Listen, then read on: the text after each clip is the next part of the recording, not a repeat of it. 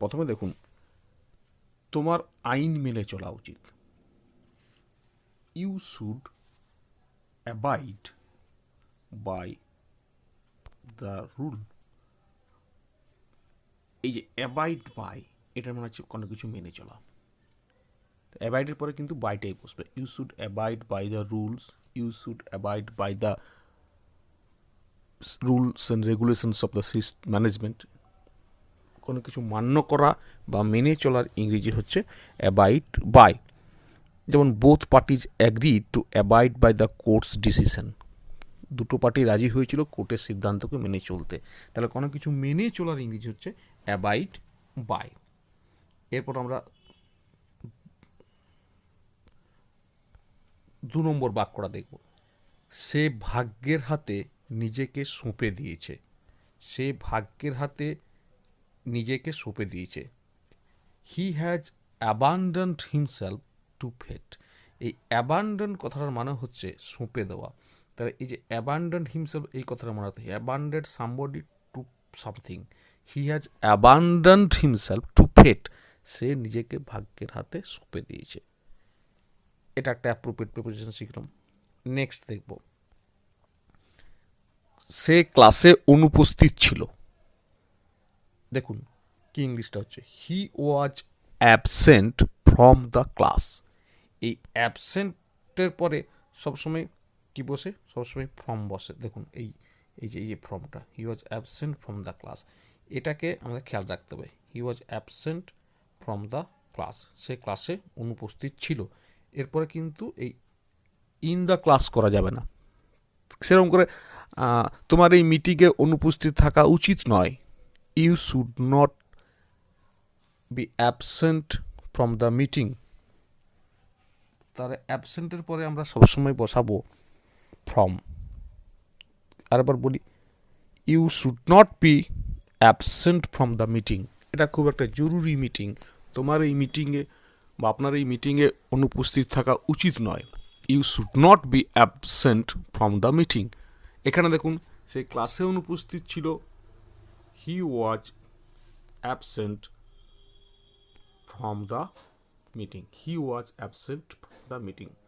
এইখানটা খেয়াল রাখতে হবে, ফর্মটা। এটা অনেকে ভুল করে ইন করে দেয়। He was absent in the class, কিন্তু ইন হবে না, কী হবে? ফ্রম হবে। এরপর আমরা নেক্সট দেখব, এই মন্দিরে সবার প্রবেশ অবাধ। All have free access to this temple.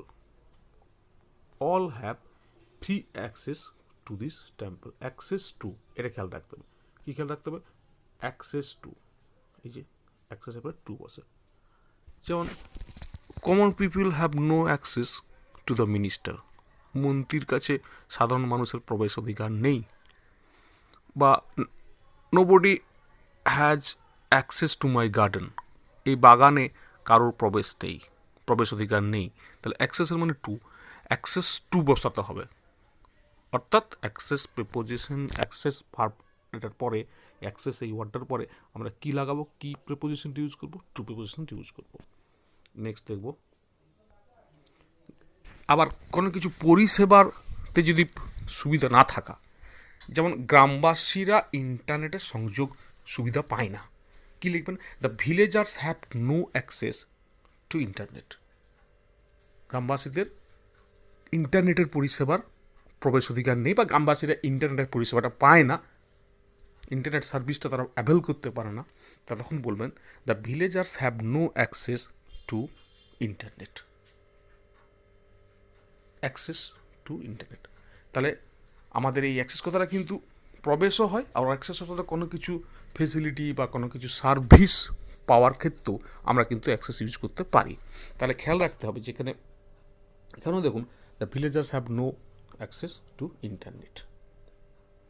Next দেখব, এই প্রস্তাবটি আমার কাছে গ্রহণযোগ্য নয়। This proposal is not acceptable to me. Acceptable মানে গ্রহণযোগ্য, বা this job is not acceptable to me. এই চাকরিটা আমার কাছে গ্রহণযোগ্য নয়। তারা খেয়াল রাখতে হবে যে অ্যাকসেপ্টেবলের পরে কি বসাচ্ছি আমরা? অ্যাকসেপ্টেবলের পরে আমরা বসাচ্ছি কিন্তু টু। লক্ষ্য রাখুন, এইটা খেয়াল রাখতে হবে। এগুলো করলে কমপ্লিট প্রিপোজিশন। এরপরে এটাকেই বসাতে হবে, টুই বসাতে হবে। তাহলে কি বলছি, this proposal is not acceptable to me, এই প্রস্তাবটা আমার কাছে গ্রহণযোগ্য নয়। This job is not acceptable me, এই চাকরিটা আমার কাছে গ্রহণযোগ্য নয়। নেক্সট দেখি, সে পড়াতে মগ্ন আছে, অর্থাৎ সে পড়াতে ডুবে আছে। তার ইংলিশ হবে he is absorbed in studies. আমি কাজে ডুবে আছি, I am absorbed in my work. সে চিন্তায় ডুবে আছে, she is absorbed in thought. তাহলে অ্যাবজর্বড ইন মানে কি, কোনো কিছুতে নিমগ্ন থাকা বা ডুবে থাকা। যেমন he is absorbed in studies, সে পড়াতে মগ্ন আছে। খুব ভালো একটা ভার্ব, কিন্তু মনে রাখতে হবে। এইরকম করে এগুলো মনে রাখতে পারলে আপনি নতুন নতুন সেন্টেন্স লেখা যাবে। সুতরাং এগুলো একান্ত জরুরি।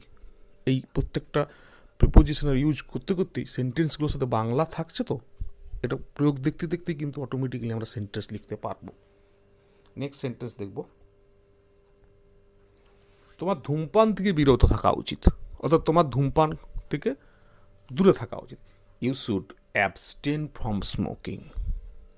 অ্যাবস্টেন ফ্রম অর্থাৎ বিরত থাকা। যেমন you should abstain from doing it, তোমার এটা করা থেকে বিরত থাকা উচিত। You should abstain from making any comment on this sensitive issue, এরকম একটা সংবেদনশীল ব্যাপারে তোমার কোনো মন্তব্য করা থেকে বিরত থাকা উচিত। কি সুন্দর ইংলিশ দেখুন, you should abstain from making any comment on this sensitive issue. You should abstain from drinking, you should abstain from smoking, you should abstain from doing it. এটা হচ্ছে অ্যাবস্টেন ফ্রম, মানে হচ্ছে কোনো কিছু কাজ থেকে। দেখি, আমি বাবার সাথে কলকাতা গিয়েছিলাম। I went to Kolkata accompanied by my father. এখানে ভুল করে এটা উইথ হয়ে গেছে, এটা টাইপের সময় ভুল হয়েছে, এটা খেয়াল রাখতে হবে। আই অ্যাকম্পানিড, এখানে হবে কি হবে, বাই হবে, এটা কেটে দিন, এখান থেকে অ্যাকম্পানিড বাই হবে।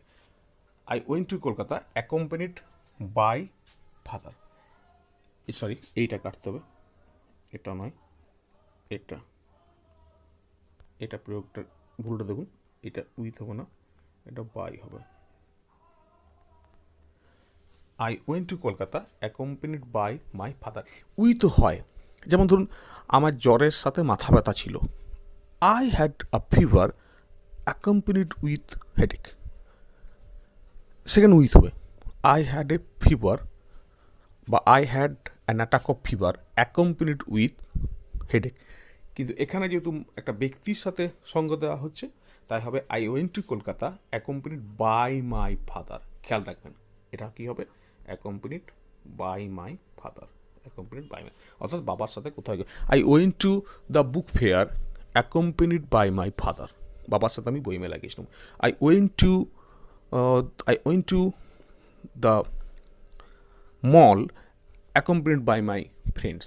আমি সেই I went to the shopping mall accompanied by my friends, আমি ফ্রেন্ডসের সাথে শপিং মলে গিয়েছিলাম।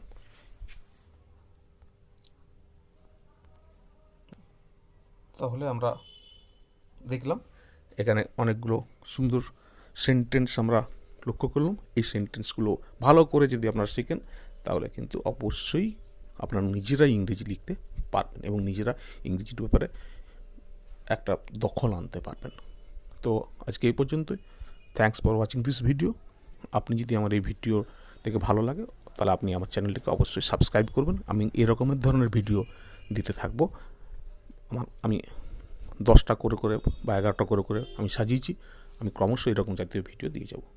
Thanks for watching this video.